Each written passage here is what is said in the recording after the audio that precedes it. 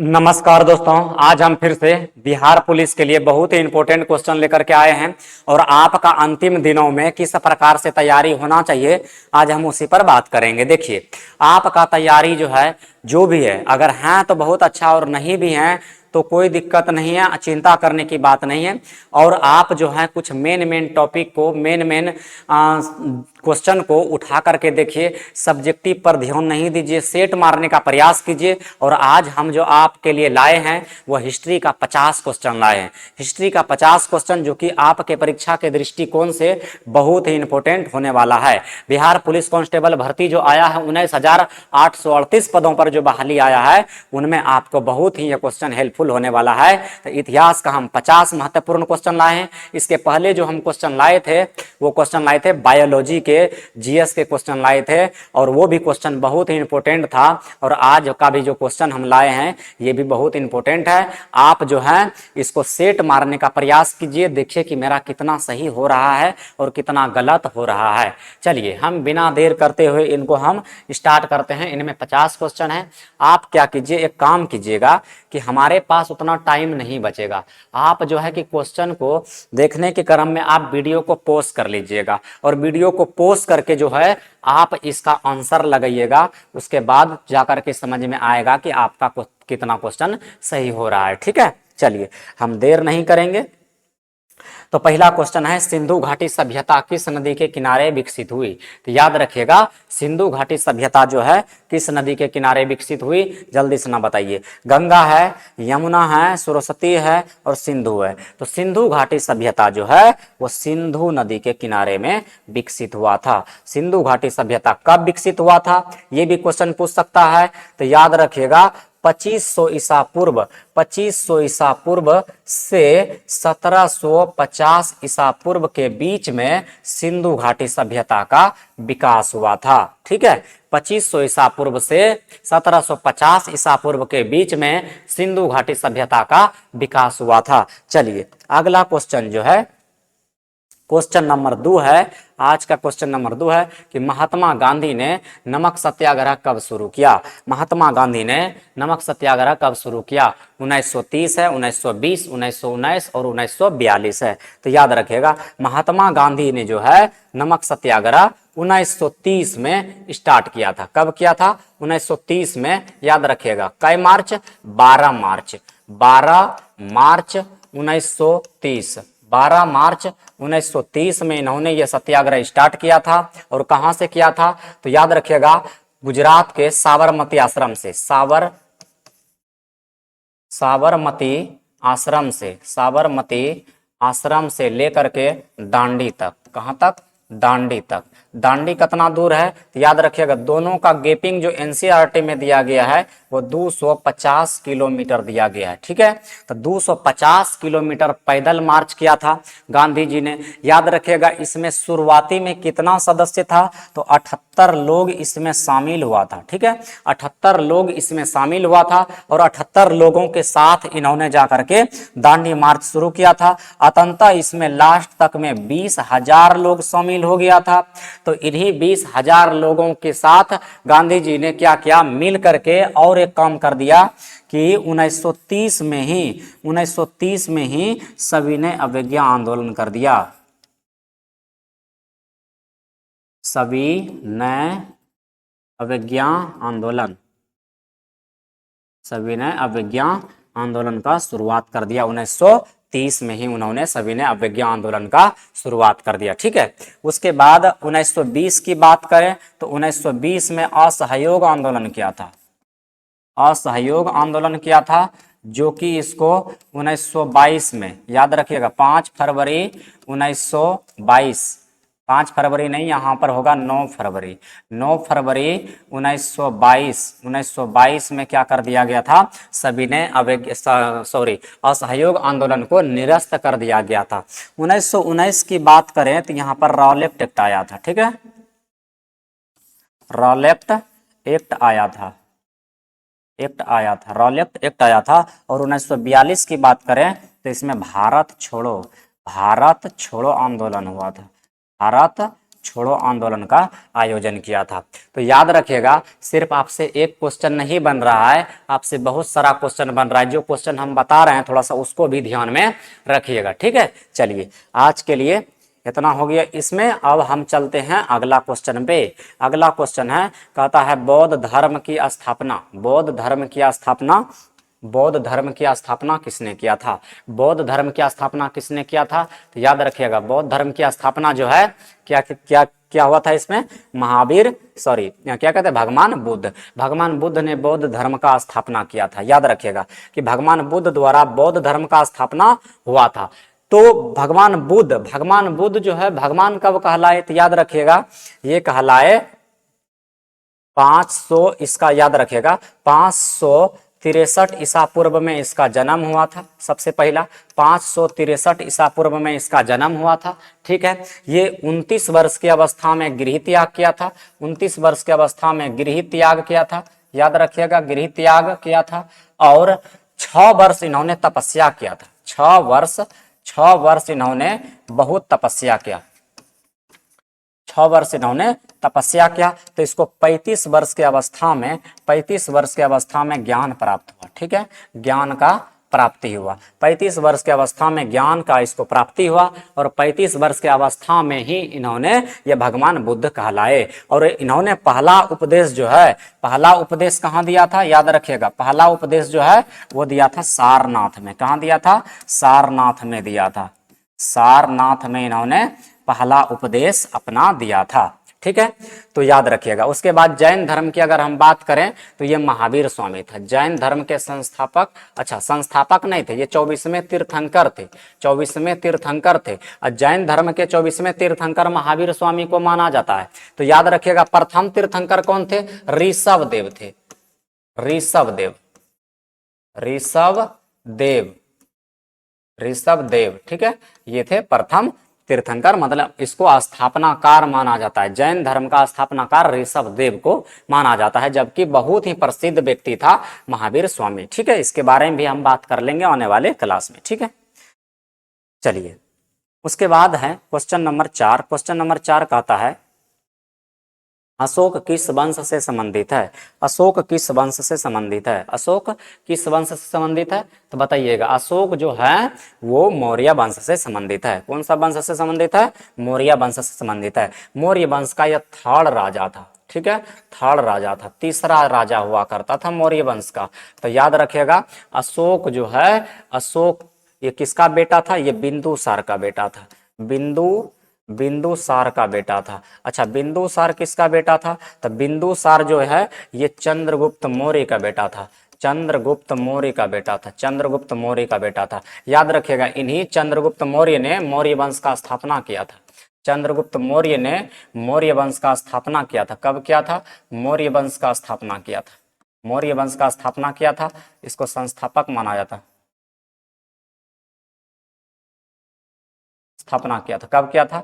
ये किया था 298 ईसा पूर्व में, ठीक है, 298 ईसा पूर्व में इन्होंने मौर्य वंश का स्थापना किया था, ठीक है। तो याद रखिएगा। चलिए अगला क्वेश्चन जो है, अगला क्वेश्चन हम लाए हैं, क्वेश्चन नंबर हो जाएगा 5।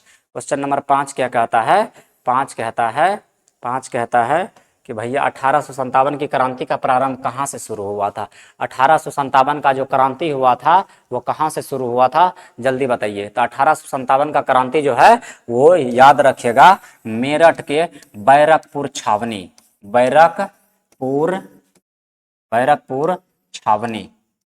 बैरकपुर छावनी से हुआ था 1857 का विद्रोह। आप समझ रहे होंगे 1857 का विद्रोह आप समझ रहे होंगे। 1857 का विद्रोह जो किया था, नाम रखेगा प्रथम जो व्यक्ति था, प्रथम व्यक्ति याद रखिएगा, प्रथम व्यक्ति का नाम था मंगल पांडे,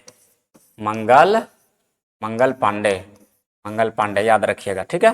प्रथम व्यक्ति था मंगल पांडे। और 1857 के विद्रोह का कारण क्या था? तो याद रखिएगा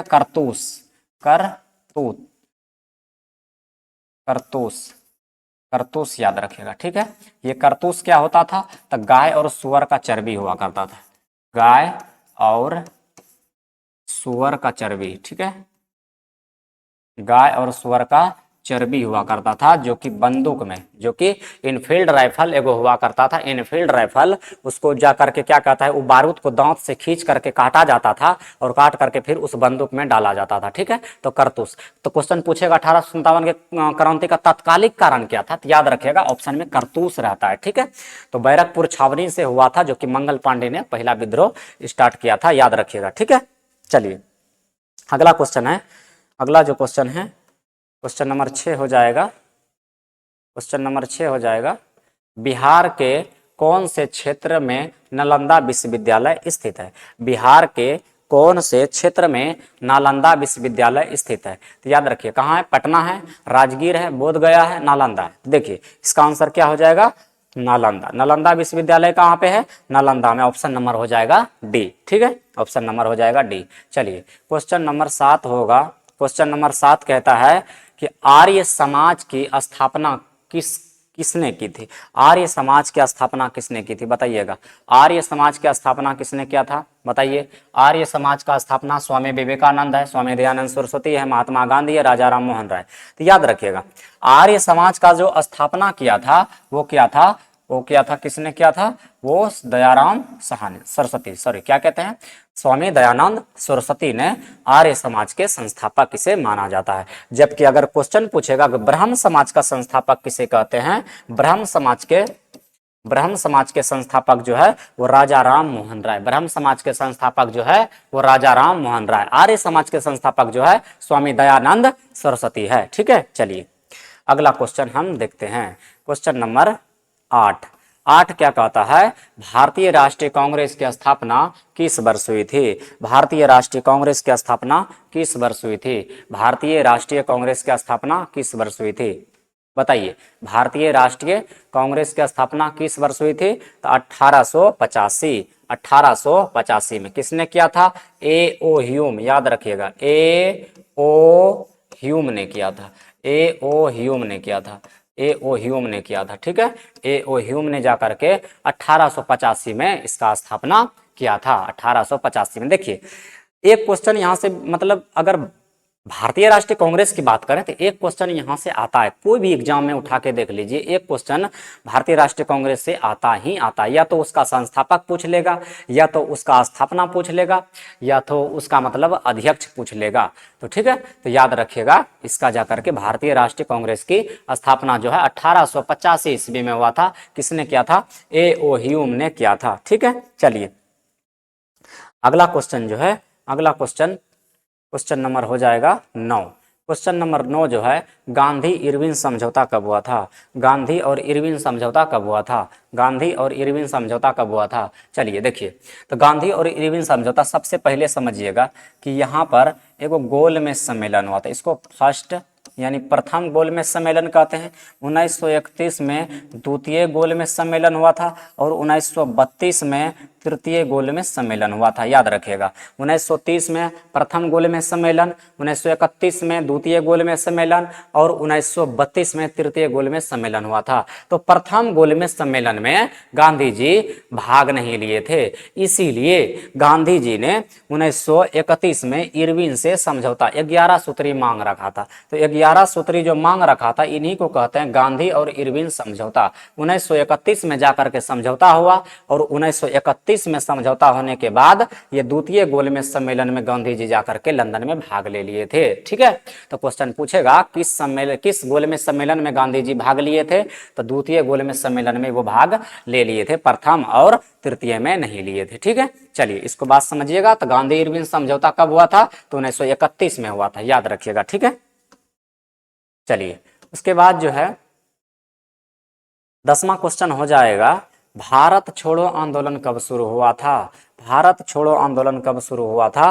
भारत छोड़ो आंदोलन कब शुरू हुआ था, बताइएगा फटाफट। भारत छोड़ो आंदोलन तो क्या होगा, देखिए हम अभी आपको बताएं कि 1930 में क्या था, सविनय अवज्ञा आंदोलन, क्या कहते हैं इसको, सविनय अवज्ञा आंदोलन, सविनय अवज्ञा आंदोलन, सविनय अवज्ञा आंदोलन हुआ था। और 1942 में हुआ था भारत छोड़ो आंदोलन। ठीक है, 1942 में हुआ था भारत छोड़ो आंदोलन। ठीक है, 1947 में अपना देश आजाद हुआ था, देश क्या था, आजाद हुआ था। और 1920 में असहयोग आंदोलन हुआ था। असहयोग आंदोलन हुआ था 1920 में, क्या हुआ था? असहयोग आंदोलन हुआ था। ठीक है, चलिए चलिए अगला क्वेश्चन है, अगला क्वेश्चन है गुप्त वंश का संस्थापक कौन है? गुप्त वंश का संस्थापक कौन है? तो याद रखिएगा, गुप्त वंश का संस्थापक कौन है? समुद्रगुप्त है, चंद्रगुप्त प्रथम है, श्रीगुप्त है, कुमारगुप्त है। तो गुप्त वंश का संस्थापक जो है, याद रखिएगा, वो श्रीगुप्त है। गुप्त वंश का संस्थापक कौन है? श्रीगुप्त है। गुप्त वंश का संस्थापक श्रीगुप्त। ठीक है, श्रीगुप्त, याद रखिएगा। ठीक है, उसके बाद पूछेगा नालंदा विश्वविद्यालय का निर्माण किसने करवाया था? कुमारगुप्त। नालंदा विश्वविद्यालय का निर्माण जो है वो कुमारगुप्त ने करवाया था। समुद्रगुप्त कौन था? इसको भारत का नेपोलियन कहा जाता है। ठीक है, याद रखिएगा, भारत का नेपोलियन, नेपोलियन, पोलियन, इसको भारत का नेपोलियन कहा जाता है। समुद्रगुप्त को भारत का नेपोलियन कहा जाता है। ठीक है, याद रखिएगा, समुद्रगुप्त को भारत का नेपोलियन कहा जाता है। कुमारगुप्त ने नालंदा विश्वविद्यालय का निर्माण करवाया था। और जाकर के क्या कहते हैं, अगला देखिए क्वेश्चन में क्या है। क्वेश्चन में है गुप्त वंश का संस्थापक, तो याद रखिएगा श्रीगुप्त। ठीक है, चलिए अगला क्वेश्चन है। अगला क्वेश्चन क्या है? क्वेश्चन नंबर हो जाएगा 12। 12 कहता है महात्मा गांधी को राष्ट्रपिता किसने कहा था? महात्मा गांधी को राष्ट्रपिता किसने कहा था? तो महात्मा गांधी को जो है राष्ट्रपिता किसने कहा था? याद रखिए, नेहरू, सुभाष चंद्र बोस, टैगोर है, पटेल है। तो याद रखिएगा, इसका जो आंसर हो जाएगा, क्या हो जाएगा आंसर? सुभाष चंद्र बोस। सुभाष चंद्र बोस ने उसे राष्ट्रपिता कहा था। जबकि टाइगर ने, यानी कि रविंद्रनाथ टैगोर ने क्या बोला था? महात्मा बोला था। महात्मा बोला था। गांधी जी को महात्मा की उपाधि किसने दिया था? तो रविंद्रनाथ टैगोर ने, जिन्होंने लिखा है अपना राष्ट्रीय गान जन गण मन अधिनायक जय हे। ठीक है, भारत भाग्य विधाता, तो इन्होंने लिखा है। ठीक है, ये बंगाल के रहने वाले हैं रविंद्रनाथ टैगोर जी। चलिए अगला क्वेश्चन है, क्वेश्चन नंबर हो जाएगा 13। क्वेश्चन नंबर 13 कहता है भारतीय संविधान सभा की पहली बैठक कब हुआ था? यानी कि भारतीय संविधान सभा का पहला बैठक कब हुआ था? तो याद रखिएगा 1946। भारतीय संविधान सभा का पहला बैठक कब हुआ था? भारतीय संविधान सभा का पहला बैठक जो है 1946 में हुआ है। ठीक है, 1946 में हुआ है, याद रखिएगा। क्वेश्चन पूछेगा भारतीय संविधान के प्रारूप समिति का अध्यक्ष पूछता है, ये बहुत इंपॉर्टेंट पूछता है कि भारतीय संविधान के प्रारूप समिति का जो अध्यक्ष था वो भीमराव अंबेडकर था। भीमराव अंबेडकर। डायरेक्ट हम इसको इस प्रकार लिख सकते हैं, बी राव अंबेडकर। ठीक है, याद रखिएगा, प्रारूप समिति के अध्यक्ष, याद रखिएगा, प्रारूप समिति के अध्यक्ष,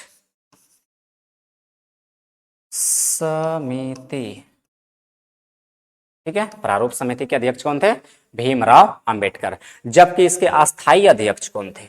अस्थायी अध्यक्ष है डॉक्टर राजेंद्र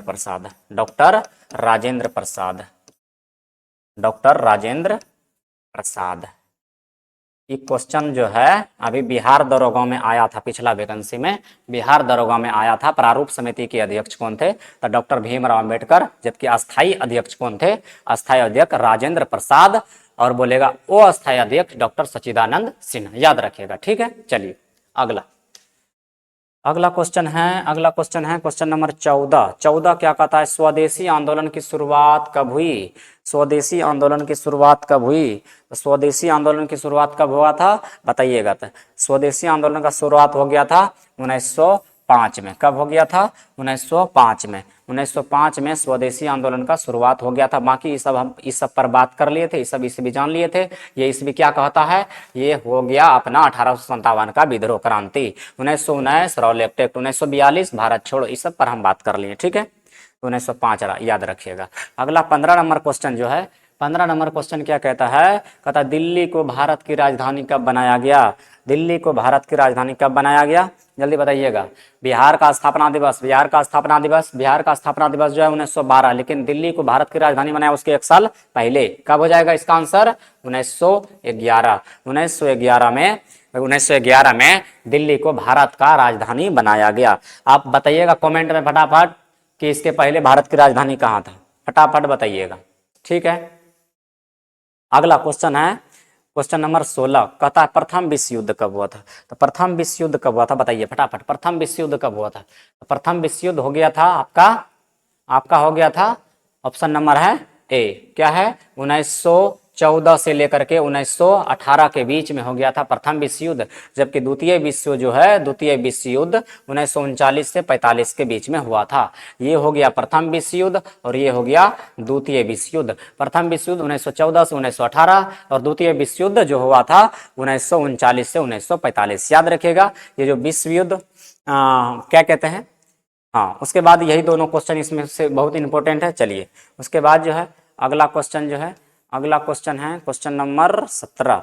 क्वेश्चन नंबर 17 देखिए, बिहार दरोगा में, बिहार पुलिस में ये क्वेश्चन कई बार आया है। आप देखिए प्रीवियस ईयर क्वेश्चन, ठीक है।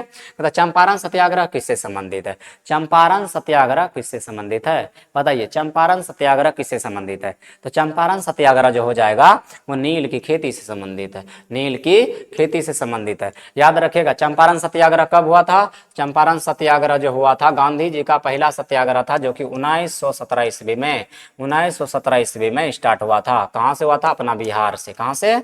बिहार से हुआ था। तो बिहार के चंपारण जिला से 1917 में चंपारण सत्याग्रह शुरू हुआ था, जो कि नील की खेती से संबंधित था। किसानों पर कितना लगा दिया था?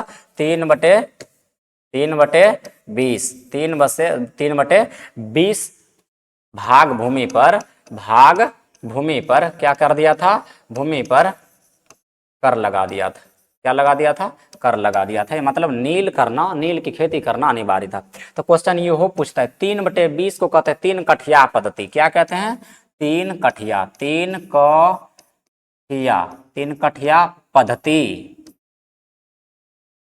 3 कठिया पद्धति किससे संबंधित है? नील की खेती से। याद रखिएगा ये क्वेश्चन जो है बिहार पुलिस में आया है 2018 वाला में, ठीक है, याद रखिएगा। चलिए तो याद रखिएगा उसके बाद जो है चंपारण सत्याग्रह हो गया आपका। तो चंपारण सत्याग्रह नील की खेती से संबंधित है। 3 कठिया पद्धति किससे संबंधित है? नील की खेती से संबंधित है। याद रखिएगा, ठीक है। चलिए उसके बाद जो है क्वेश्चन नंबर हो जाएगा 18। क्वेश्चन नंबर 18 क्या कहता है?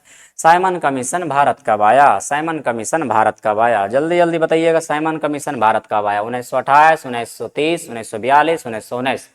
इसका जो आंसर हो जाएगा, इसका आंसर क्या हो जाएगा? इसका आंसर हो जाएगा 1928। साइमन कमीशन भारत कब आया था? Option number A 1928। चलिए ज्यादा लेट नहीं करेंगे चूंकि बहुत लंबा हो जाएगा क्लास। अगला क्वेश्चन है झांसी की रानी लक्ष्मीबाई की मृत्यु कब हुई थी? झांसी की रानी लक्ष्मीबाई की मृत्यु कब हुई थी? 57 में, 58 में, 59 में, 60 में? बताइएगा फटाफट। इसका जो हो जाएगा आंसर 1858 में झांसी वाली रानी की मृत्यु हो गई थी। रानी लक्ष्मीबाई की मृत्यु हो गई थी 1858 में, ठीक है। अगला क्वेश्चन है महावीर स्वामी का जन्म कहाँ हुआ था? तो महावीर स्वामी का जन्म बताइएगा फटाफट। महावीर स्वामी का जन्म कहाँ हुआ था? तो महावीर स्वामी का जन्म हो गया था, कहाँ हुआ था? वैशाली, कुंडलग्राम वैशाली। याद रखिएगा कहाँ पर? कुंडलग्राम वैशाली। कहाँ पर? कुंडलग्राम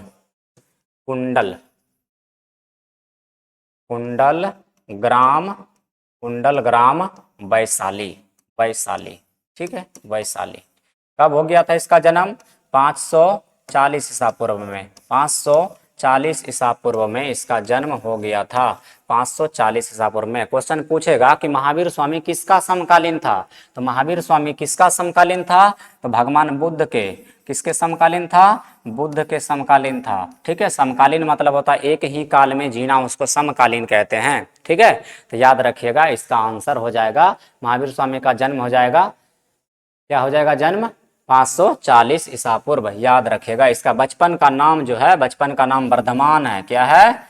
वर्धमान है। इसका बचपन का नाम वर्धमान है और इसका पिता का नाम जो है सिद्धार्थ है। इसका पिता का नाम सिद्धार्थ है। इसका पिता का नाम क्या है? सिद्धार्थ। इसका बचपन का नाम वर्धमान है। याद रखिएगा, ठीक है। चलिए उसके बाद जो है ये क्या कहते हैं, महावीर स्वामी कौन सा धर्म से थे ये हम बता देते हैं। ये जैन धर्म से संबंधित था। हम बोले थे कि कुछ क्वेश्चन इसमें बता देंगे, तो जैन धर्म से संबंधित था। महावीर स्वामी जैन धर्म से संबंधित था, ठीक है। चलिए उसके बाद अगला क्वेश्चन जो हम बात करते हैं, अगला क्वेश्चन है क्वेश्चन नंबर 21। 21 कहता है किसके काल में बौद्ध धर्म को राजधर्म घोषित किया? किसके समय में ऐसा कौन सा राजा था जिसके समय में बौद्ध धर्म को राजधर्म घोषित कर दिया? तो आंसर है समुद्रगुप्त, अशोक है, हर्षवर्धन है, कनिष्क है। याद रखिएगा इसका आंसर क्या हो जाएगा? इसका आंसर हो जाएगा option number B, Ashok. Ashok के शासनकाल में जो है क्या कर दिया था? घोषित कर दिया था राजधर्म, बौद्ध धर्म को राजधर्म घोषित कर दिया गया था। और आपको पता है कि अशोक ने कौन सा धर्म अपनाया था? तो अशोक ने बौद्ध धर्म अपनाया था, अशोक ने बौद्ध धर्म अपनाया था। अगला क्वेश्चन कहता है नालंदा विश्वविद्यालय को किसने बनवाया? नालंदा विश्वविद्यालय को किसने बनवाया? बताइएगा। नालंदा विश्वविद्यालय का भी हम बता दिए, गुप्त वंशों के राजा थे। गुप्त वंशों के राजा इसमें कौन है?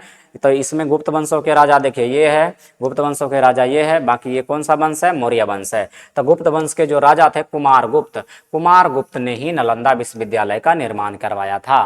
कुमार गुप्त ने नालंदा विश्वविद्यालय का निर्माण करवाया था। ठीक है, चलिए अगला जो क्वेश्चन है, अगला क्वेश्चन हो जाएगा, क्वेश्चन नंबर हो जाएगा 23। ये कहता है गांधी जी का पहला आंदोलन भारत में कहाँ हुआ था? गांधी जी का पहला आंदोलन भारत में कहाँ हुआ था? कहाँ हुआ था? चंपारण में हुआ था, या फिर साबरमती, या फिर अहमदाबाद, या फिर दांडी।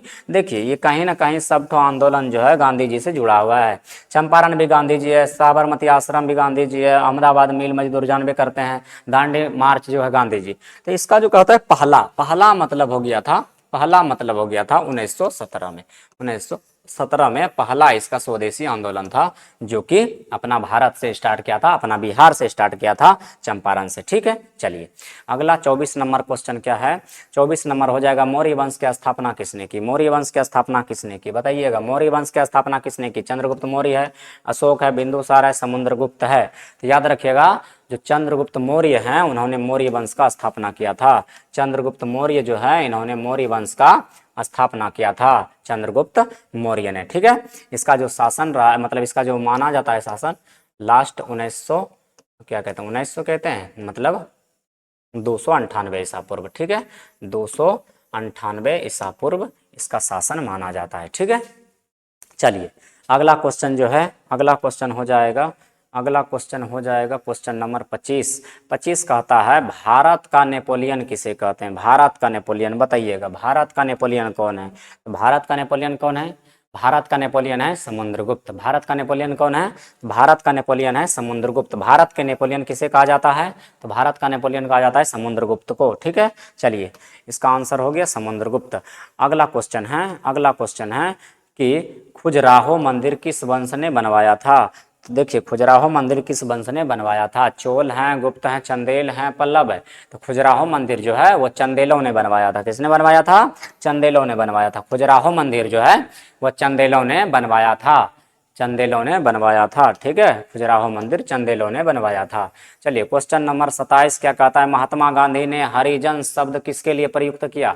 यानी कि हरिजन शब्द का जो प्रयोग किया महात्मा गांधी ने किसके लिए किया? याद रखिए, दलितों के लिए, महिलाओं के लिए, बच्चों के लिए, किसानों के लिए। तो आपको ये बात पता होना चाहिए कि उन्होंने हरिजन शब्द का जो प्रयोग किया था वो किया था दलितों के लिए। ठीक है, हरिजन शब्द का प्रयोग किया था उन्होंने दलितों के लिए। इसका ऑप्शन नंबर हो जाएगा ए, ऑप्शन नंबर हो जाएगा ए, दलितों के लिए। अगला क्वेश्चन है, क्वेश्चन नंबर है क्वेश्चन नंबर 28 हो जाएगा। कहता है आजाद हिंद फौज के संस्थापक कौन थे? आजाद हिंद फौज के संस्थापक कौन थे? आजाद हिंद फौज के संस्थापक कौन थे? भगत सिंह, सुभाष चंद्र बोस, चंद्रशेखर आजाद, रास बिहारी बोस। तो देखिए इसका जो सबसे पहला हम बात करें आजाद हिंद फौज की, आजाद हिंद फौज का जो संस्थापक है अगर शुद्ध रूप में जाने तो वो मोहन सिंह। कौन सिंह है? मोहन सिंह। ठीक है, मोहन सिंह याद रखिएगा। तो मोहन सिंह आजाद हिंद फौज के संस्थापक माने जाते हैं। उन्होंने अपना कार्यभार सौंप दिया रास बिहारी बोस को। ठीक है, और रास बिहारी बोस ने उसमें कुछ सुधार किया और रास बिहारी बोस ने अपना सौंप दिया सुभाष चंद्र बोस को। ठीक है, तो सुभाष चंद्र बोस ने उसको बहुत ज्यादा विस्तार किया था, बहुत ज्यादा उसको बढ़ाया था। तो कहीं ना कहीं इसका जो आंसर हो जाएगा वो हो जाएगा सुभाष चंद्र बोस। सुभाष चंद्र बोस इसका करेक्ट आंसर हो जाएगा। ठीक है, चलिए उसके बाद जो है अगला क्वेश्चन है क्वेश्चन नंबर 29। 29 कहता इनकलाब जिंदाबाद का नारा किसने दिया था? इनकलाब जिंदाबाद का नारा किसने दिया था? गांधी जी है, भगत सिंह है, नेहरू जी है, पटेल जी है।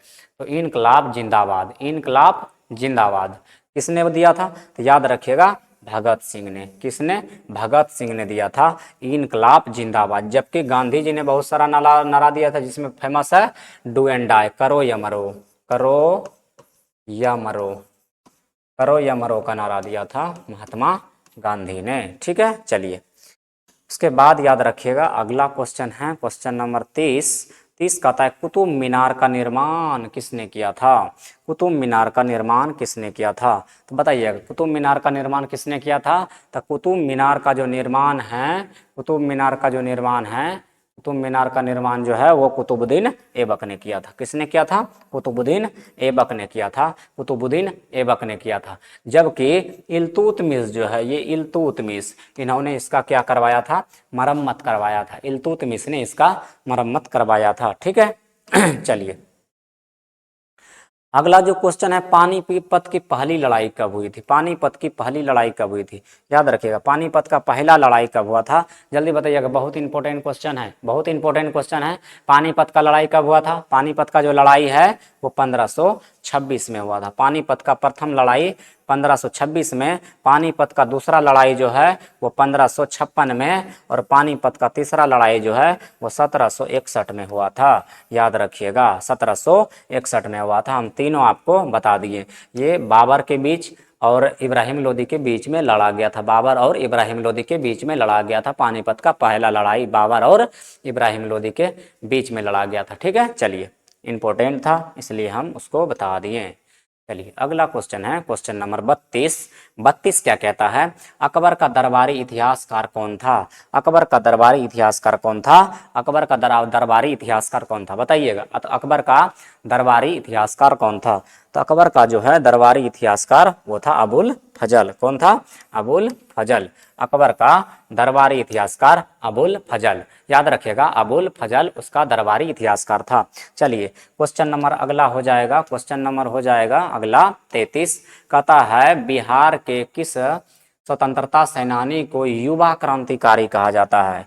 बिहार के किस स्वतंत्रता सेनानी को युवा क्रांतिकारी कहा जाता है? इसका आंसर क्या हो जाएगा? योगेंद्र शुक्ला। योगेंद्र शुक्ल, ये देखिए यहाँ पर ऑप्शन नंबर सी है, योगेंद्र शुक्ल, योगेंद्र शुक्ल। उसके बाद याद रखिएगा बिहार से जो 1857 का क्रांति का नेतृत्व किया था वीर कुंवर सिंह ने किया था। 1857 के जो नेतृत्व किया था वो वीर कुंवर सिंह ने किया था। ठीक है, चलिए अगला क्वेश्चन है क्वेश्चन नंबर 34। 34 कहता है भारत में सबसे पहली रेल सेवा, भारत में सबसे पहली रेल सेवा, भारत में सबसे पहली रेल सेवा कब शुरू किया गया था? भारत में सबसे पहली रेल सेवा जो है कब शुरू किया गया था? बताइएगा 1853 में। Option number A, option number A. कहां से? याद रखिएगा मुंबई से थाने के बीच में। कहां पर? मुंबई से थाने के बीच में किया गया था। कितना किलोमीटर डिस्टेंस था? तो याद रखिएगा 37.3 किलोमीटर ये पहली बार चला था। ठीक है, 37.3 किलोमीटर ये चला था मुंबई से थाने के बीच में 1853 में। ठीक है, चलिए अगला क्वेश्चन की बात कर लेते हैं। क्वेश्चन नंबर हो जाएगा क्वेश्चन नंबर 35। 35 क्या कहता है? जलियांवाला बाग हत्याकांड कब हुआ था? जलियांवाला बाग हत्याकांड कब हुआ था? 1919 है, 1920 है, 1918 है, 1930। तो याद रखिएगा जलियांवाला बाग हत्याकांड जो है ये 1919 13 अप्रैल याद रखिएगा। ठीक है, 13 अप्रैल 1919, 13 अप्रैल 1919 कहाँ पर हुआ था? पंजाब के अमृतसर में। कहाँ? पंजाब के अमृतसर में, अमृतसर में, पंजाब के अमृतसर में ये घटना हुआ था, जिसका दोषी कौन था? General O Dyer. ठीक है, जनरल ओ डायर। याद रखिएगा इसमें हजारों लोगों की जान चली गई थी। ठीक है, चलिए उसके बाद जो है क्वेश्चन नंबर जो है 36। 36 कहता है भारत के पहले गवर्नर जनरल कौन थे? भारत का प्रथम गवर्नर जनरल कौन था? तो भारत के यहाँ पर देखिए दो क्वेश्चन पूछेगा, एक स्वतंत्र भारत का प्रथम गवर्नर जनरल पूछेगा और एक पहले का पूछेगा। तो याद रखिएगा भारत का जो प्रथम गवर्नर जनरल था वो क्या कहते हैं, Warren Hastings, Lord Warren Hastings था, लॉर्ड वारेन हेस्टिंग। जबकि अगर पूछेगा स्वतंत्र भारत का प्रथम गवर्नर जनरल कौन था, तो याद रखिएगा स्वतंत्र भारत का प्रथम गवर्नर जनरल जो था वो कौन था, वो था सच्चिदानंद सिन्हा। कौन था? सच्चिदानंद सिन्हा, याद रखिएगा। चलिए अगला क्वेश्चन हो जाएगा, तो भारत का प्रथम गवर्नर जनरल कौन था? भारत का प्रथम गवर्नर जनरल कौन था? तो भारत का प्रथम गवर्नर जनरल हो गया Lord Warren Hastings, Lord Warren Hastings. ठीक है, चलिए उसके बाद अगला क्वेश्चन हो जाएगा, अगला क्वेश्चन नंबर हो जाएगा 37। 37 क्या कहता है, किसने देशी राज्य का अंतिम सम्राट कहा जाता है? देशी राज्य का अंतिम सम्राट किसे कहा जाता है? किसे देशी राज्य का अंतिम सम्राट कहा जाता है? तो याद रखिएगा इसका जो आंसर हो जाएगा वो हो जाएगा पृथ्वीराज चौहान, पृथ्वीराज चौहान को देशी राज्य का अंतिम सम्राट कहा जाता है, अंतिम सम्राट कहा जाता है। चलिए अगला क्वेश्चन नंबर 38 है, गांधी जी द्वारा प्रकाशित पत्रिका का नाम क्या है? गांधी जी द्वारा प्रकाशित पत्रिका का नाम क्या है? तो गांधी जी द्वारा जो पत्रिका है इंपोर्टेंट है यंग इंडिया। कौन इंडिया? Young India. तो याद रखिएगा यंग इंडिया।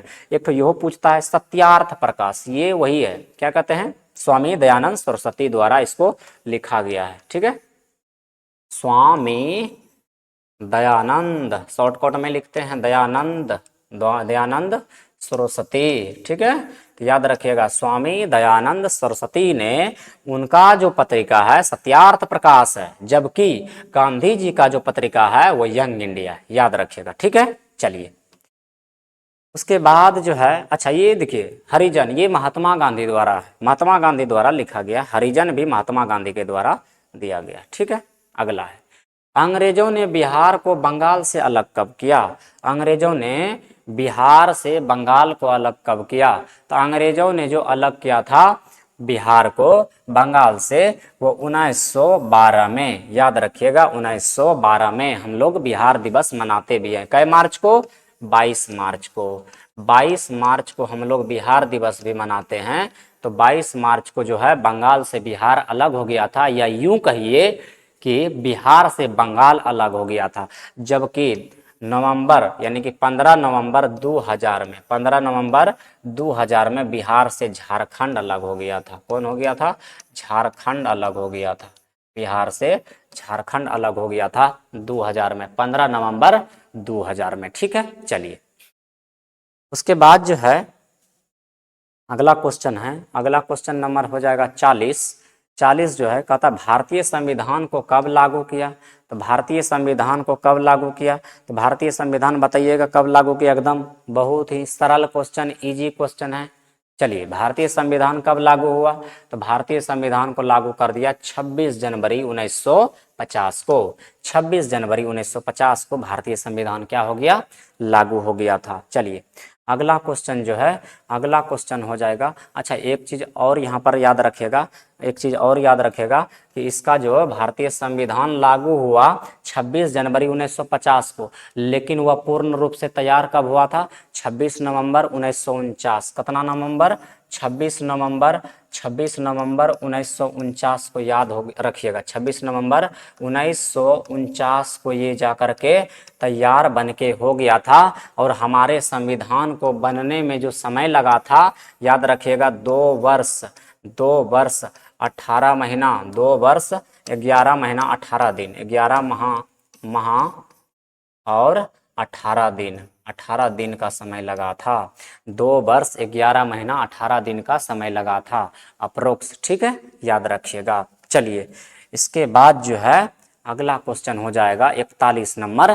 41 नंबर क्वेश्चन का आता है मौर्य साम्राज्य की राजधानी कहाँ थी। देखिए मौर्यों की जो राजधानी हुआ करता था, मौर्य साम्राज्य की राजधानी का मगध, पाटलिपुत्र, वाराणसी, उज्जैन।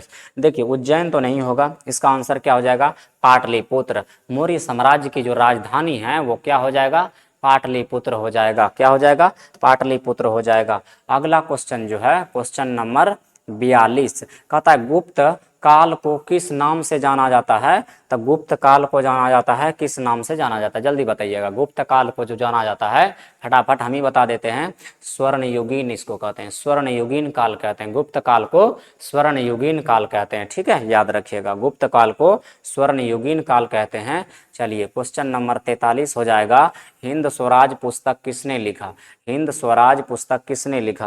तो हिंद स्वराज पुस्तक जो है किसने लिखा था, हिंद स्वराज पुस्तक गांधी जी है, सुभाष चंद्र बोस, नेहरू जी, या फिर राजा जी, ठीक है, याद रखिएगा। हिंद स्वराज जो पुस्तक है वो गांधी जी द्वारा लिखा गया। हिंद स्वराज पुस्तक किसके द्वारा लिखा गया है, तो गांधी जी द्वारा लिखा गया। चलिए अगला क्वेश्चन हो जाएगा, अगला क्वेश्चन नंबर हो जाएगा 44। 44 कहता है कि किस ब्रिटिश गवर्नर ने अस्थाई बंदोबस्त लागू किया। किस ब्रिटिश गवर्नर ने अस्थाई बंदोबस्त लागू किया। किसने किया था अस्थाई बंदोबस्त लागू, जल्दी से ना बताइएगा। अस्थाई बंदोबस्त लागू किसने किया था, तो अस्थाई बंदोबस्त जो है लागू किया था लॉर्ड कॉर्नवालिस। क्या इसमें दिया है, बिल्कुल दिया, option number B, Lord Cornwallis ने अस्थाई बंदोबस्त लागू किया था, लॉर्ड कॉर्नवालिस ने किया था, ठीक है। चलिए अगला 45 नंबर क्वेश्चन क्या कहता है। 45 नंबर क्वेश्चन कहता है पटना किस महाजनपद की राजधानी थी। पटना जो किस महाजनपद की राजधानी थी, पटना किस महाजनपद की राजधानी थी, याद रखिएगा, मगध की राजधानी पटना थी, ठीक है, मगध की राजधानी पटना हुआ करता था।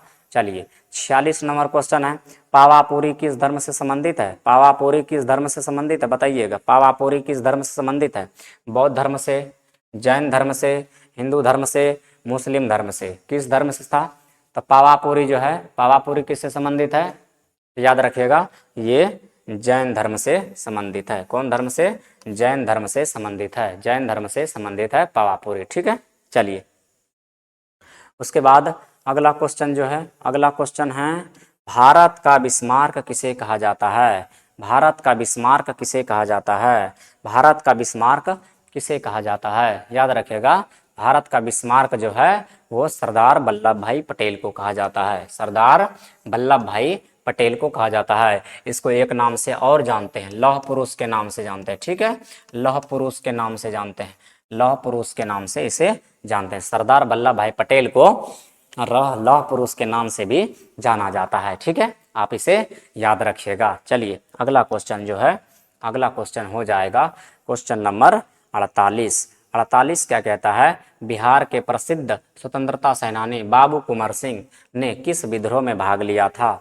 देखिए तो बाबू कुंवर सिंह को ही वीर कुंवर सिंह कहते हैं। तो वीर कुंवर सिंह ने किस विद्रोह में भाग लिया था, तो उन्होंने जो विद्रोह में भाग लिया था 1857 की क्रांति में भाग लिया था, ठीक है, 1857 की क्रांति में भाग लिया था। बिहार के प्रसिद्ध स्वतंत्रता सेनानी जो था बाबू कुंवर सिंह, उन्होंने 1857 की क्रांति में भाग लिया था। चलिए क्वेश्चन नंबर 49 में क्या है, 49 देख लेते हैं। क्वेश्चन नंबर 49 का आता है भारत में अंग्रेजों का पहला युद्ध किसके साथ हुआ। भारत में अंग्रेजों का पहला युद्ध किसके साथ हो गया था।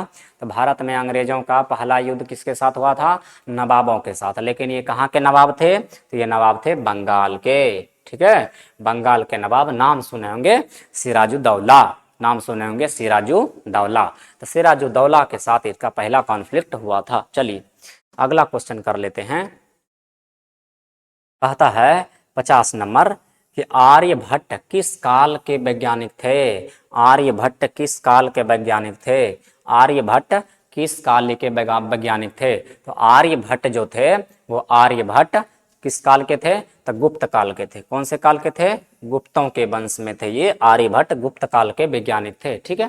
तो याद रखिएगा आर्यभट्ट ने जो है दशमलव पद्धति का शुरुआत किया था। दशमलव जो आप देते हैं कहीं कहीं दशमलव, इसी का शुरुआत किया था। और आर्यभट्ट को ज्यामिति हो गया, ट्रिग्नोमेट्री हो गया, इनका जनक माना जाता है। आर्यभट्ट को शून्य का भी आविष्कार इन्हीं को कहा जाता है, मतलब आर्यभट्ट ने ही शून्य का भी आविष्कार किया था। सर्वप्रथम बताया था आर्यभट्ट ने ही कि पृथ्वी जो है अपने कक्षा में घूमती है, अपने ही अक्ष पर घूमती है। ठीक है, चलिए हो गया। अगला क्वेश्चन देख लेते हैं। अच्छा, अगला क्वेश्चन और है? नहीं है, तो अगला क्वेश्चन नहीं है तो आज के लिए जो क्वेश्चन था ये बहुत इम्पोर्टेंट क्वेश्चन था, और आज के लिए इतिहास का बहुत ही अच्छा क्वेश्चन था। आप आशा करते हैं कि सही किए होंगे, अच्छे से अपना जांच किए होंगे।